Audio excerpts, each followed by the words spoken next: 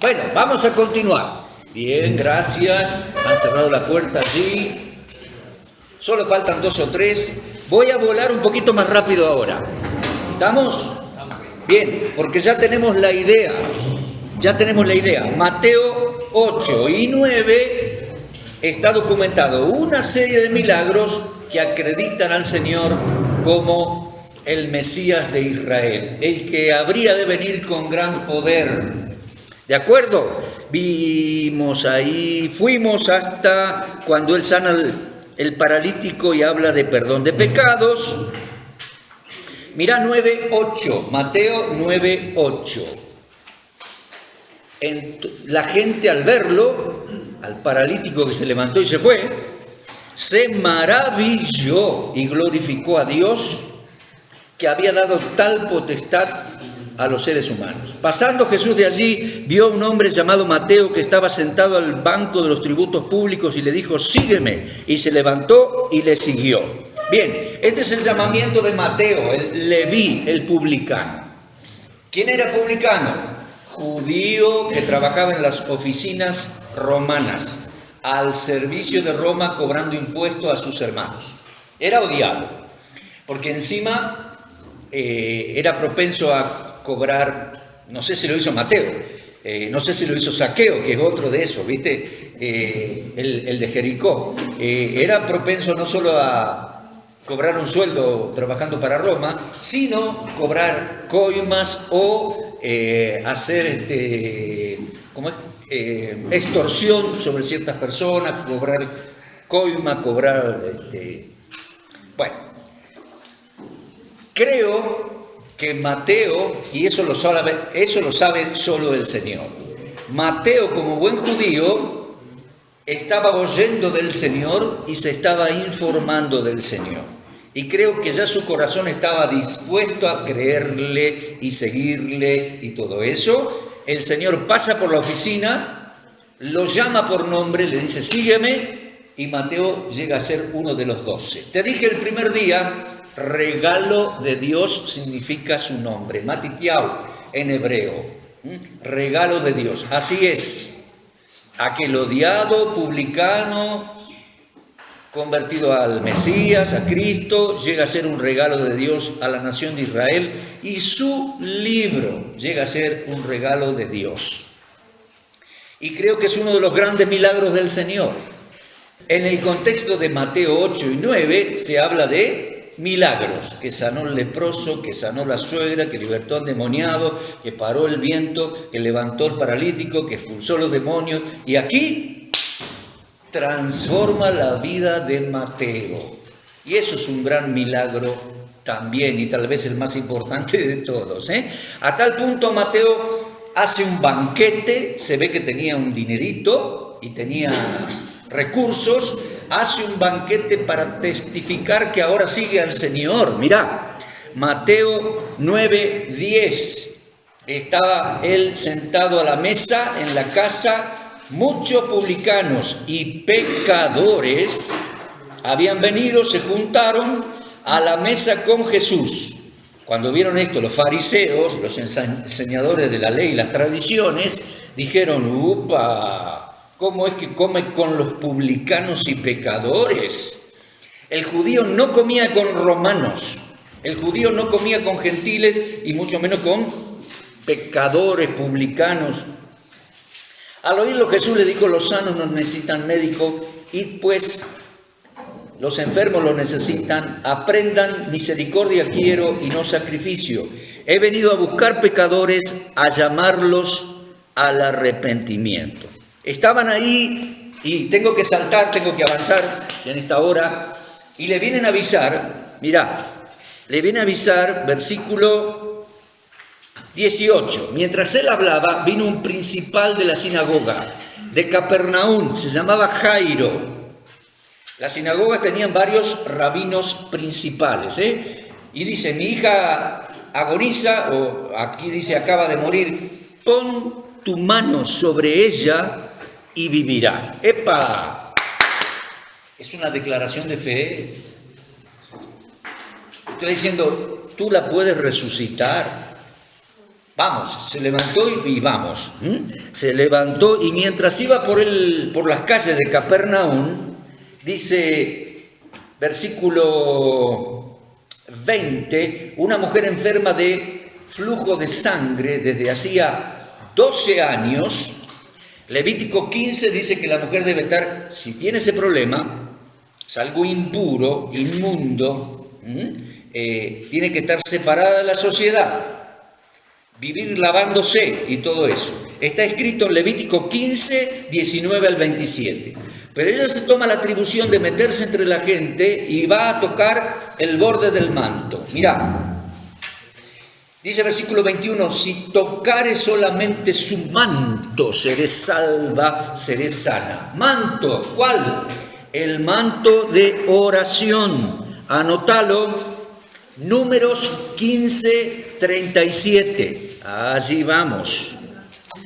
Números 15, 37. Indicación de la palabra, la ley de Moisés al varón judío. Y Jehová habló a Moisés diciendo, háblale a Israel y diles que se hagan franjas en los bordes de sus vestidos, por sus generaciones, y pongan en cada franja de los bordes un cordón azul. Franjas, borde azul. Bien. 39.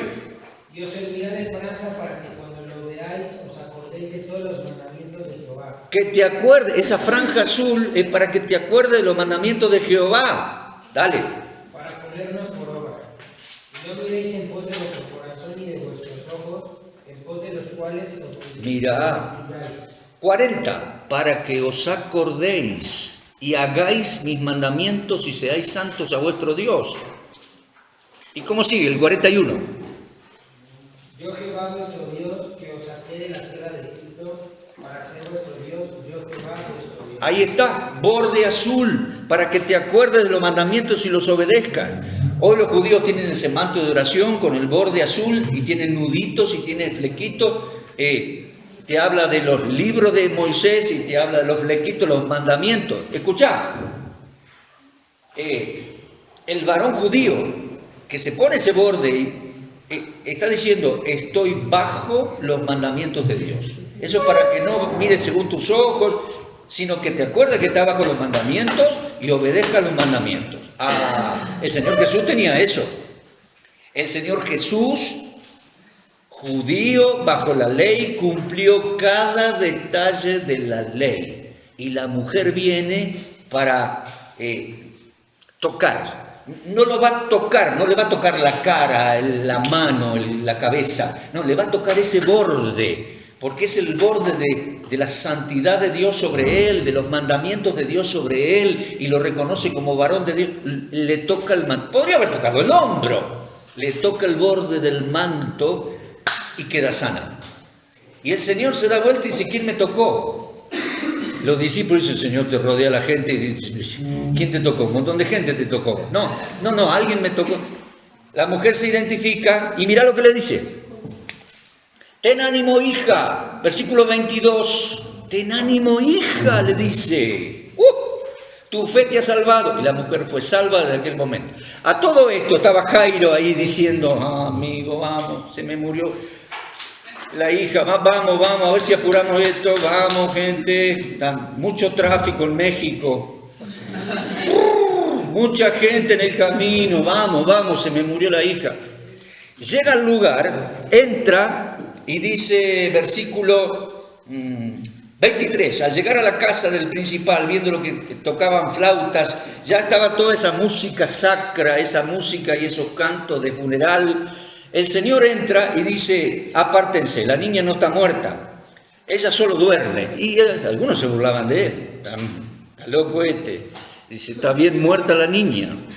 Bueno, entró, sacó la gente, tomó la niña de la mano y la levantó. ¿Sí?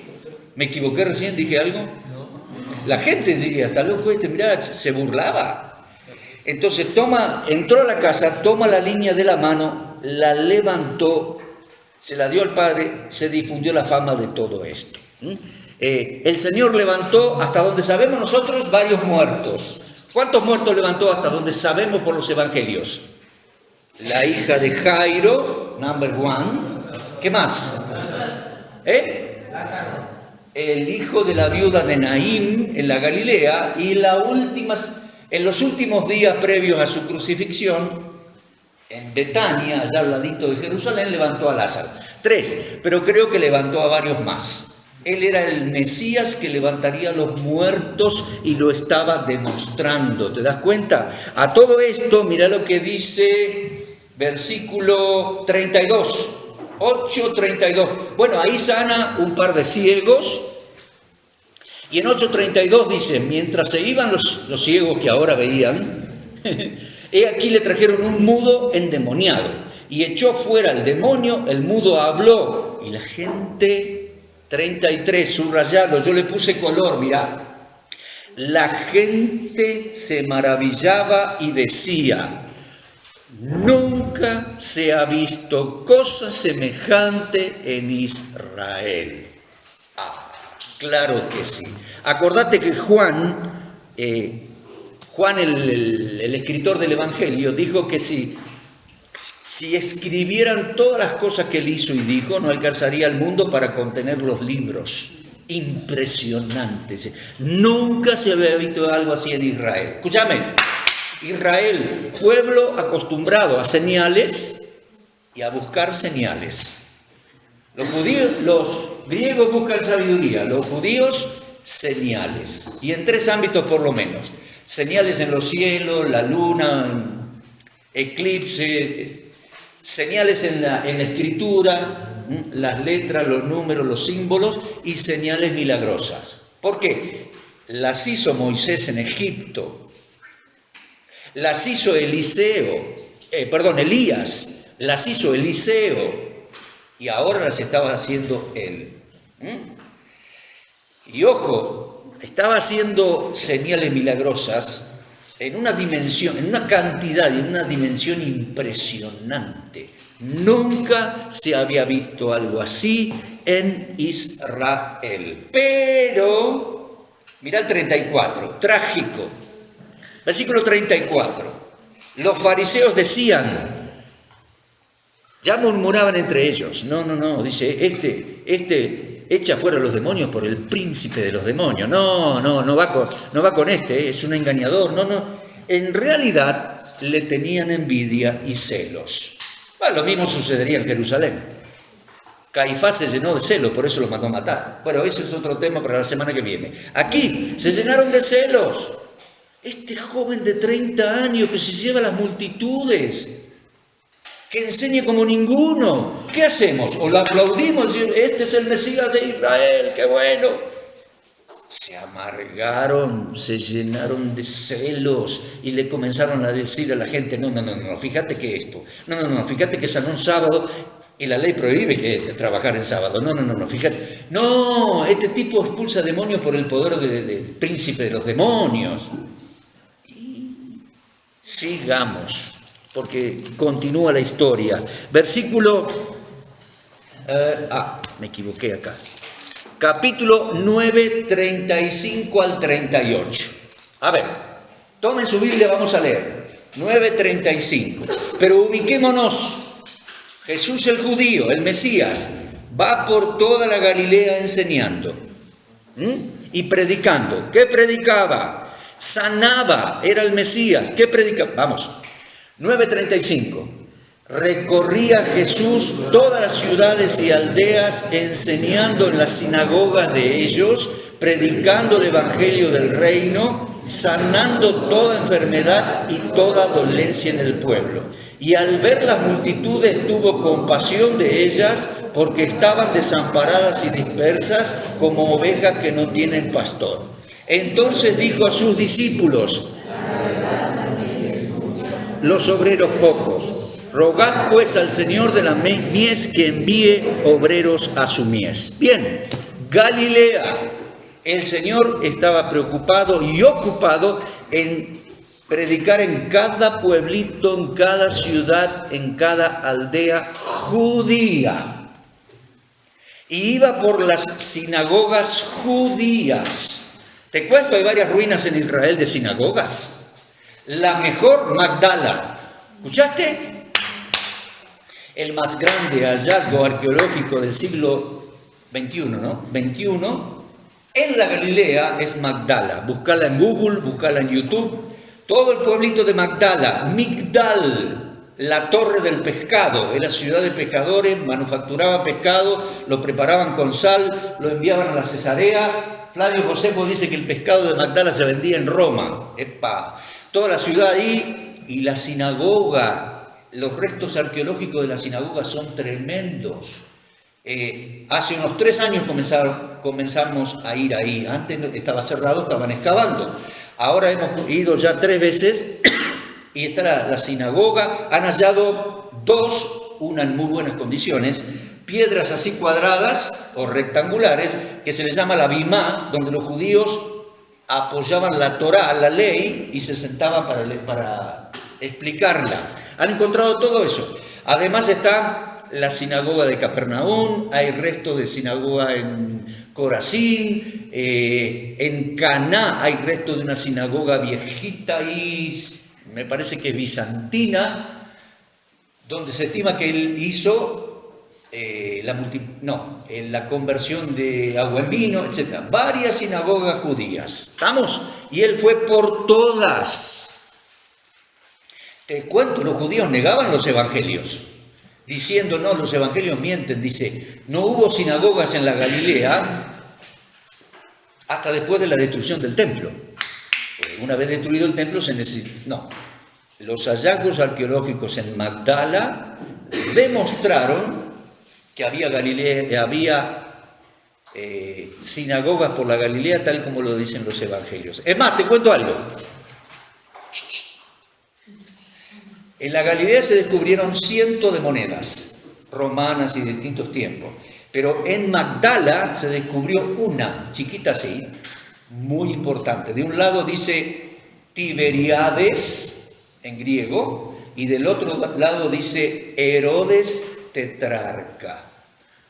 Esa moneda era de los días del Señor Jesús, en la Magdala que él fue a predicar. ¿Qué te parece? La Magdala era la ciudad de la Magdalena, ¿te das cuenta? María Magdalena, bueno, la que era de Magdala. La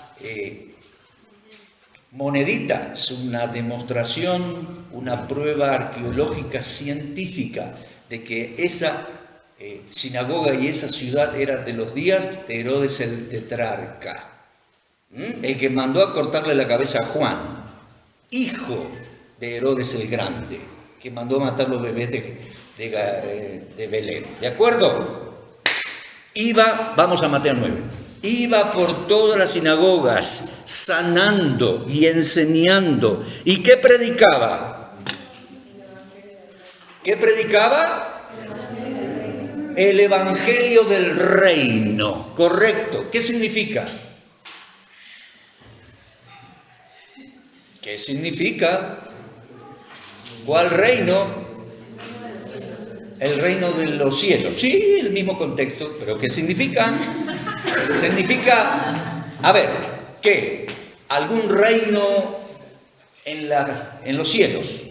Significa algún reino internacional en el corazón de los creyentes, iglesia, ¿no? ¿Qué significa? Iba por la sinagoga predicando a los judíos. ¿Qué? El reino se había acercado. ¿Qué reino? El reino prometido a Abraham, Isaac, Jacob, les daré la tierra prometida. El reino prometido a David. Pondré mi hijo en Sión. El Cristos, este es mi hijo amado que pondré por rey en Sión. Me preguntaron, ¿qué es Sión? Jerusalén. Alguien me dijo, y frecuentemente se dice, pero el reino es espiritual. Ajá. ¿Y qué me quiere decir? No, que es espiritual, es en el corazón, porque... ¿Y qué más? Ojo, el reino tiene un gran y un fuerte componente espiritual, obviamente. ¿No te fijaste que dice los mansos, los pacificadores, los hijos de Dios? ¿No te fijaste que dice que la Torá forjó esa espiritualidad en ellos para esperar al Mesías? Claro que sí. ¿No leímos ayer que tales son los que le buscan tratan y tratan de ser como Él, sí, tiene ese contenido espiritual. ¿Pero dónde? Flotando en nubes. No, es la tierra prometida, el reino prometido a los judíos. No cabe la más mínima duda. Dice, bueno, hay otras formas de enfoque, usted lo ve así. Escúchame, no hay otra forma. Razoná, lee. El Señor Jesucristo le dijo a la gente, ¿qué está escrito en la Escritura? ¿Cómo lees? No, porque en el libro de los Hechos y en Efesios, estamos interpretando Mateo. No solamente esta clase. Es decir, si vamos a interpretar Mateo, nos tenemos que quedar acá, con los judíos en la Galilea, Jesús visitando las sinagogas, lavándose las manos y los pies antes de entrar. En Magdala han encontrado varias vasijas que tradicionalmente los judíos se lavan, cada rato se lavan, y cada rato bendicen a Dios, Baruch atah Adonai Elokai, bendito sea Dios, etc.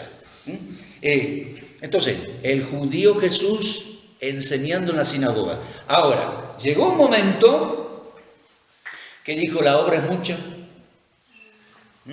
y los siervos pocos. Ya era un momento en que ya sus discípulos tenían cierta preparación, cierta onda, cierta presencia, cierto ánimo, ¿está? Entonces, ¿qué va a hacer? Llamar a los 12, y en otro momento en el Evangelio de Lucas se dice también 70, pero va a llamar a los 12 y de 2 en 2 los va a ir a enviar. ¿A dónde? Vamos a leer capítulo 10. Capítulo 10, llamando a los 12, les dio autoridad sobre los demonios, les dio autoridad para sanar y los envió a predicar. Si me preguntaste, digo, no sé cómo. ¿Cómo hace el Señor? ¿Cómo puede transferirle poder a 12 para que esos 12 sanen? Y para que esos 12 expulsen demonios, te digo, no sé, pero creo que lo hizo. Ahí está. ¿Ah? Cuando el Señor te envía, te capacita para lo que tenés que hacer. Hasta donde yo sé, hoy nadie tiene el poder de echar demonios, es decir, de sanar personas, así como lo hacían ellos. Estoy diciendo, te capacita, te envía. Y a estos les dijo, mirá, versículo 5. Mateo 10:5. ¿Me siguen? Ah, qué bien.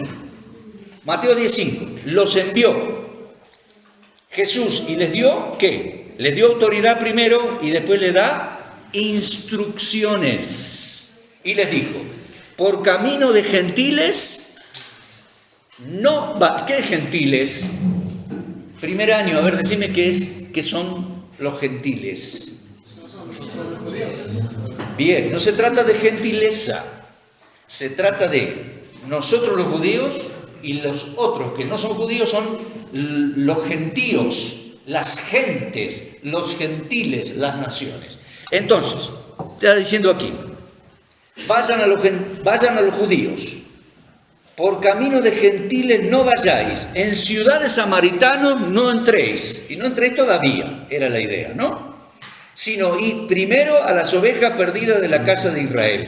Y yendo a predicar, el reino de los cielos se ha acercado. O sea que iban a entrar en cada aldea judía y en cada casita judía para avisarle, gente, el reino se ha acercado. ¿Qué significa? El rey está aquí, ha venido el príncipe, se ha acercado el reino prometido a los patriarcas. Sanen, liberen endemoniados, vayan.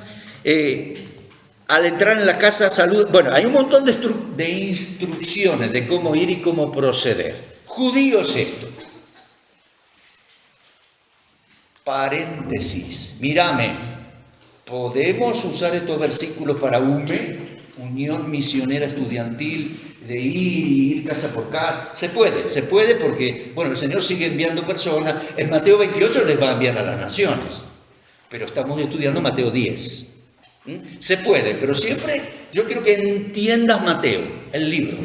Vamos, acá al principio le va a decir, vayan a cada persona en la Galilea, cada judío tenía que enterarse que el Mesías había llegado y que el reino se había acercado. ¡Ojo!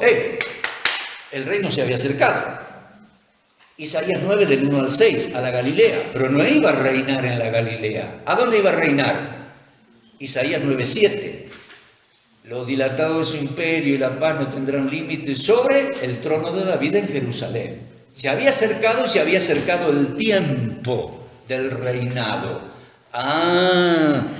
Bueno, el Señor les dice, lo van a rechazar, van a tener problemas. Y creo que no puedo detenerme mucho, pero mira versículo.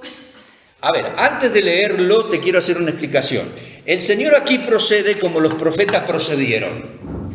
Tiene un discurso hablando de algo cercano y después alarga el discurso y se va a algo lejano.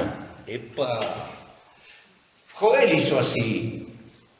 Joel Salazar no, el profeta Joel. El profeta Joel hablaba, o el profeta Miqueas. Miqueas dice, Jerusalén será arada como campo, no va a quedar ni el loro va a quedar. Va a matar a todos por causa de vuestros pecados. Pero después dice, al fin de los tiempos Sion será establecida como capital y la gloria vendrá. Entonces vos tenés a este hombre que dice algo a corto plazo, Jerusalén va a ser destruida y arada como campo, no va a quedar nada. Y después inmediatamente sigue y habla del futuro de Jerusalén, como 25 siglos después. Lo mismo hace el Señor acá en Mateo 10. Míralo con atención. Dice, en principio, no vayan a los gentiles, no vayan a los samaritanos, pero sigue el sermón y dice, los perseguirán, y de acá y de allá. Y mira versículo 22. Seréis aborrecidos de todos por causa de mi nombre, el que persevere hasta el fin será salvo.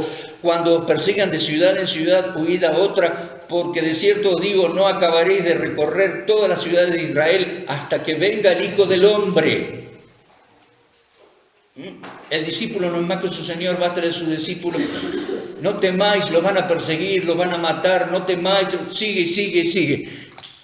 Aquí él pasó al futuro, porque dice, no acabaréis de recorrer las ciudades de Israel hasta que antes que venga el Hijo del Hombre a reinar. ¿Te das cuenta? Pasó a futuro.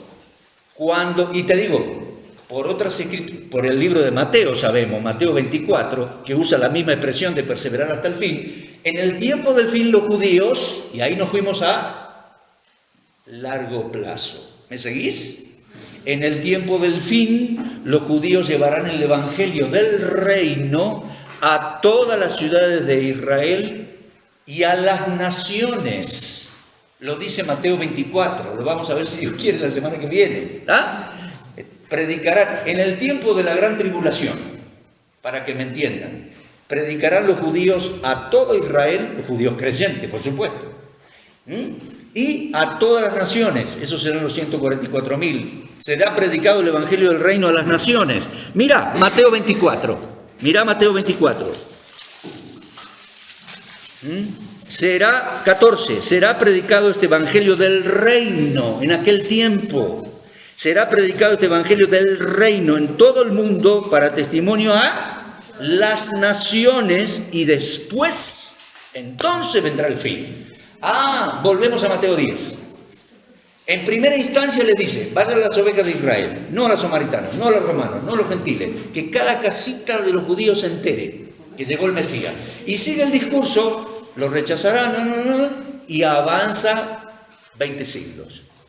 Y dice, no se terminarán las ciudades de Israel de predicar hasta que el Hijo del Hombre venga. O sea, no terminarán de hacerlo hasta que el Hijo del Hombre venga. Vino ya. Estaba hablando de su futura venida. Él estaba ahí, no tenía que venir. Bueno, su futura venida es su regreso a reinar, obviamente. No es fácil de entenderlo, pero es como los profetas lo hicieron. Y él en calidad de profeta dice algo a corto plazo y después algo a largo plazo, porque va a ser idéntico, o digamos va a ser similar. Se avisará que llega el evangelio, llega el reino a todo Israel y a las naciones, entonces vendrá el fin y regresará el Hijo del Hombre a reinar en Jerusalén. ¿Vamos? Bien, Mateo 10. Ahora, Mateo 11 y 12. Rapidito quiero ver esto. En la Galilea, el Hijo del Hombre fue rechazado. El Señor, el Mesías. ¿Qué es eso de Hijo de Hombre? Título mesiánico que viene de Daniel 7, 13 y 14. Título mesiánico. Después de las bestias que dominarán el mundo, Daniel 7, reinará el Hijo del Hombre, el anciano de días le dará el trono. ¿Vamos? Eso es un título mesiánico para el Mesías, que el Señor usó mucho. Mire capítulo 11 de Mateo. Cuando terminó Jesús de dar instrucciones a sus 12, se fue a enseñar y predicar en las ciudades de ellos. Al oírlo en la cárcel, Juan le manda a preguntar, porque hay conflicto. ¿Eres tú o esperaremos a otro? Pausa, pregunta. Sí. ¿En qué versículo era lo del Hijo del Hombre? El Hijo del Hombre es Mateo 10, 23. No os acabaréis de recorrer todas las ciudades de Israel antes que venga el Hijo del Hombre. Les cuento algo, siempre estoy tentado de decirles algo de Israel. Miren, hoy en día, la mayoría de los judíos no creen en Jesús, no creen que sea el Mesías, ¿sí? Pero hay muchos judíos que sí creen y están llevando adelante un gran ministerio de predicación en hebreo. Fabuloso. Ahora, los judíos que creen hoy son miembros de la iglesia, ¿verdad? Sí, los judíos que creen hoy en el Mesías. ¿Sí o no? Claro, los primeros que creyeron en Hechos 2, 3, 4, 5, 6, 7, 8, 9, eran todos judíos, miembros de la iglesia. Inclusive Pablo, Pedro, Juan. Vamos, cuando el Señor se lleve a su iglesia, se va a llevar a estos judíos creyentes, pero va a continuar su plan con Israel y las naciones. Bueno, me adelanté un poco con eso. ¿Alguna otra pregunta? ¿Sí? ¿No? Juan dudó en la cárcel, dicen algunos. Juan estaba preso en la fortaleza de Maqueros, nos informan algunos historiadores. Fortaleza que había construido Herodes el Grande, estaba del otro lado del Mar Muerto. Vos tenés el Mar Muerto aquí, así mirá, Mar Muerto, como 100 kilómetros de distancia, de largo, 100, cuando tenía todo el agua que hoy no tiene, ¿de acuerdo? Bueno, aquí Jerusalén, ¿estamos? Aquí, Qumran. Mirá, aquí Qumran, aquí Engedi, aquí Masada. Del otro lado del Mar Muerto, por aquí, había una fortaleza romana llamada Maqueronte. Ahí estaba Herodes el tetrarca de cumpleaños. Se cree que no era su cumpleaños como ayer el pastel y la velita, sino que era cumpleaños de su reino. O sea, aniversario de su reino en su ostentación. ¿Estamos? Tenía por mujer a su cuñada, se la había robado al hermano. Qué gente, ¿no? La hija de la mujer era su sobrina y le bailó el baile sensual de los tules y se quitó algunos tules y todo eso. Y el tío, qué tío y qué sobrina. Bueno, le dijo, qué bárbaro, te doy la mitad de mi reino, ¿qué me pides? La madre, ¿qué le pide? Le dice a la nena, ¿qué nena? Pedile la cabeza de Juan en un plato. Y lo hizo el tipo. Porque Juan les había denunciado que era incorrecto lo de robarle la esposa del hermano. Juan estaba preso. Obviamente estoy ahora atrasándome un poquito, en esa fortaleza, y algunos dicen dudó del Señor porque le fue a preguntar, ¿eres tú o esperaremos a otro? Para mí, Juan apremió al Señor, no es que dudó. Había un concepto judío de que vendrían dos Mesías, uno Ben Yosef, el otro Ben David, uno hijo de José, moriría, por el pueblo, y el otro, el Ben David, el hijo de David, sería el gran libertador que resucitaría al otro y a todos los judíos.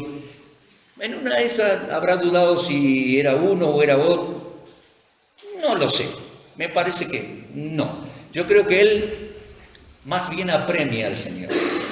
Está diciendo, los días pasan, estoy preso, eres el Mesías, escúchame una cosa, vamos, eres tú o esperaremos a otro. A mí me parece que él lo apremia. Y el Señor le manda a decir, díganle a Juan las señales mesiánicas y que tenga paciencia y que se la aguante. Sí, a veces el Señor nos dice, bástate mi gracia, aguantate la situación. Le lo dijo a Pablo. Y le dice, los leprosos son limpiados. Mirá, le dice o le manda a decir a Juan, díganle a Juan en la cárcel, 11:4. 5. Los ciegos ven, los cojos andan, los leprosos son limpiados, los sordos oyen, los muertos son resucitados, a los pobres es anunciado el evangelio, bienaventurado el que no haya en mí tropiezo. Vayan y díganselo. Estaba diciendo, sí, yo soy, las señales públicas así lo demuestran inmensamente. ¿Está? Y Juan es decapitado. Juan será un grande en el reino cuando el Señor reine.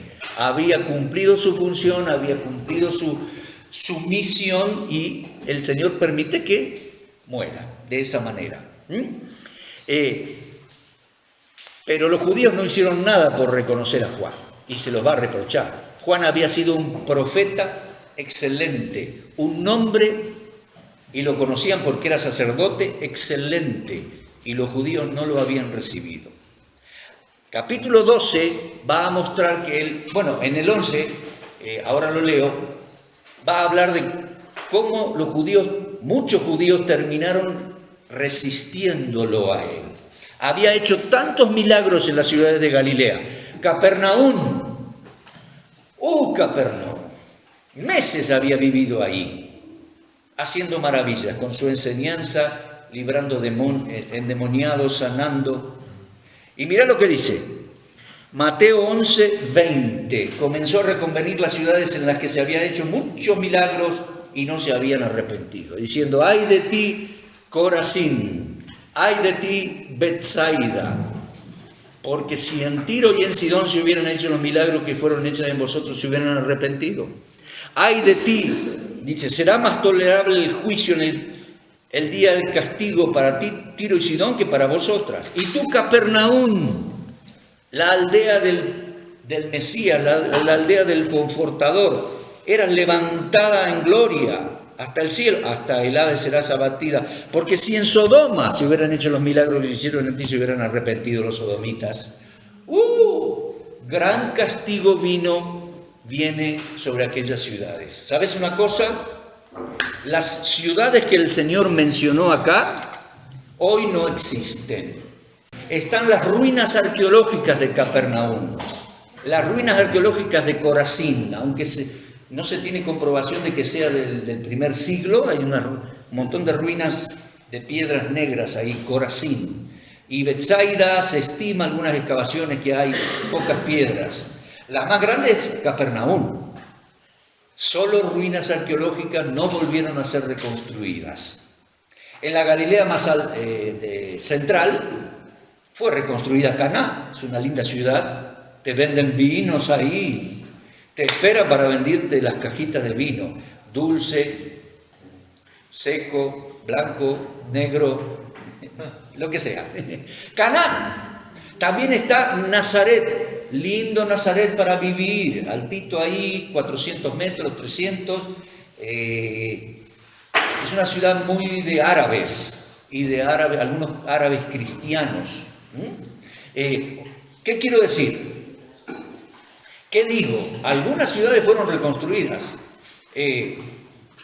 Tiberiades fue reconstruida, era romana. Hoy en día Tiberias es la central, digamos, de muchos hoteles que hay ahí, con vista al lago de Galilea, pero las que el Señor mencionó para juicio, no están. Solo están las ruinas arqueológicas que atestiguan la veracidad de su palabra. Desde entonces el Señor comienza a los judíos a hacerles un llamado personal a cada uno. Venid a mí, 11:28 al 30. Venid a mí los que estáis trabajados, cansados, yo les daré descanso personal. Paz. Vamos a leerlo. 11:28 al 30. Venid a mí todos los que estáis trabajados y cargados, yo os haré descansar. Llevad mi yugo sobre vosotros. Vamos de nuevo. 29, vamos de nuevo. Llevad mi yugo sobre vosotros y aprended de mí, que soy manso y humilde de corazón, y hallaréis descanso para vuestras almas, porque mi yugo es fácil y ligera mi carga. Está haciendo un llamado personal. Muchos no habían querido creer. Los rabinos de la sinagoga le estaban rechazando, pese a las maravillas que había hecho. Entonces dice, venid a mí, los agobiados, yo les daré descanso. Número uno, creo que ese es el descanso que Él nos da por su gracia, como si fuera la salvación. ¿Tá? Después dice, tomen la decisión de llevar el yugo, servir con él. El yugo era una madera donde un buey viejo y otro más jovencito, unidos por esa madera y atado con correas, tiraban juntos, ya sea de un carro o de un arado. Dice, llevad mi yugo, o sea, trabajad conmigo en la obra del Señor. Mi yugo es fácil. Sí, servirle tiene sus inconvenientes, te vas a raspar un poquito el cuello, sí, pero comparativamente el yugo del Señor es fácil comparado con todos los dolores y decepciones que trae esta vida, la vida alejada del Señor. Dice, mi yugo es fácil, ligera mi carga, aprenderéis de mí, hallaréis descanso para vuestras almas. Capítulo 12. En capítulo 12 ya sonó el timbre, aunque no escuché todavía las sillas. Ahí está. Las sillas del piso de arriba, el aula de arriba. Bueno, capítulo 12 lo van a rechazar al Señor con violencia. No le van a pegar, pero con palabras violentas, y Él se va a retirar de la Baja Galilea, donde estaban las sinagogas, y se va a ir a la Alta Galilea para tener un retiro espiritual con los suyos. En capítulo 12 leemos que tuvieron discusiones en cuanto al día de reposo. Mirá, capítulo 12, lo leemos un poquito. En aquel día iba Jesús por los sembrados en un día de reposo, y sus discípulos tuvieron un poquito de hambre y comenzaron a arrancar espigas y a comer. Eso era lícito según la ley. Vos ibas caminando y en un campo había un poquito de algún cereal, cortabas unas espigas, las ibas sacando así, te las ibas comiendo, no era delito. O pasabas por una viña, sacabas un ramito de uvas y ibas comiendo. Eso no era robar, estaba permitido por la ley de Moisés, Deuteronomio 23, 24 y 25. Capítulo 23, versículo 24 y 25. ¿Tá? El asunto que era día de reposo. Y lo vieron los fariseos y le dijeron, tus discípulos hacen lo que no es lícito. Y aquí va a comenzar una discusión. Y les va a decir, mira, si tienen hambre es lícito.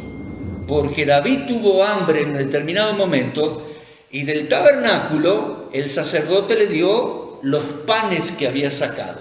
Pues en el tabernáculo y en el templo se presentaban los panes de la proposición. Y se cambiaba cada Shabbat, sacaban los panes, los 12, y dice, no era lícito, pero como tuvo hambre David y sus muchachos, tenían hambre, venían de la guerra, dice, el sacerdote les dio. Entonces, si hay una necesidad humana, se justifica que coman un poquito. Como el buey que trilla, dice, el buey está trillando. ¿Qué significa trillar? Cosechar. El buey está llevando así el carro y todo, y están trillando, déjale comer un poquito. Déjale comer un poquito de lo que está trabajando. ¿Tiene hambre? ¿Hay una necesidad humana? Bueno, y ahí discutieron. discutieron. Mirá, dice, además, ¿no habéis leído la ley? Versículo 5. ¿Cómo en el día de reposo los sacerdotes profanan el día de reposo y son sin culpa? O sea, está el día de reposo, pero hay ciertas excepciones. Si tenés hambre, comé, porque Dios atiende la necesidad humana. Y fíjate en el templo, tiene que haber sacerdotes el día sábado, porque están todos los sacrificios para hacer. Entonces, esos sacerdotes que trabajan en Shabbat descansarán otro día, pero están ahí porque se necesita. Y así el Señor discutió con eso. Lo que quiero hacerte bien en claro es que el Señor cumplió la ley, el Shabbat, lo cumplió. ¿En dónde está escrito el Shabbat? Que se debe descansar el sábado, según la ley de Moisés, para los judíos. ¿En dónde está escrito? En los 10 mandamientos. Vamos a Éxodo 20 y vamos al recreo, retomo enseguida. Éxodo 20, mandamiento cuarto, 28. Acuérdate del día de reposo para ponerlo aparte, santificarlo. 6 días trabajarás, harás toda la obra, pero el séptimo día, reposo para Jehová. No hagas en él obra alguna, tú, ni tu hijo, ni tu hija, ni tu siervo, ni tu criada, ni tu bestia, ni tu extranjero, ni tu bestia. No hagas trabajar al animal en Shabbat. Hay otro mandamiento que dice, no encenderás fuegos. O sea que la mamá no tenía que cocinar. Tenía que cocinar el día anterior y dejar preparadito. ¿Sabes qué es esto? Esto es algo bueno. El ser humano necesita un día de descanso. El Señor dijo, el día de reposo fue hecho por causa del ser humano. Cuando volvamos del 5 minutos de recreo, continuamos el tema. Vamos al recreo.